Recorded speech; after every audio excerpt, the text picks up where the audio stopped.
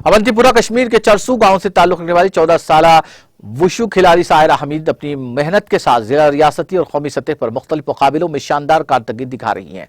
इस नौजवान खिलाड़ी ने हाल ही में खेलो इंडिया नॉर्थ जोन मुकाबले में कांसे का मेडल जीता, जिसके बाद उसकी सराहना की गई। मीडिया से बात करते हुए सायरा ने कहा कि वुशु एक जबरदस्त खेल है जिसमें खिलाड़ियों को काफी मौके फराहम किए जाते हैं, जबकि नौजवानों को मंशियात से दूर रख सकती है। उन्होंने कहा कि जो भी ये खेल खेलना चाहते हैं वो कोचिंग हासिल करने के लिए आ गया है। सायरा हमीद ने अपने कोच डीसी पुलवामा, एसएस पत्ती अवंतीपुरा और दीगर अफराद का उनकी बरवक्त हिमायत पर शुक्रिया अदा किया।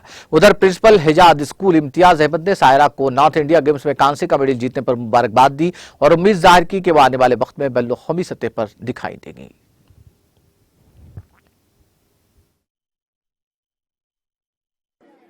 जी भाई, अस्सलाम वालेकुम। मेरा नाम सायरा हमीद है और मैं चरसू अवंतीपुर में रहने वाली हूँ और मेरी जो गेम है वो वुशु है।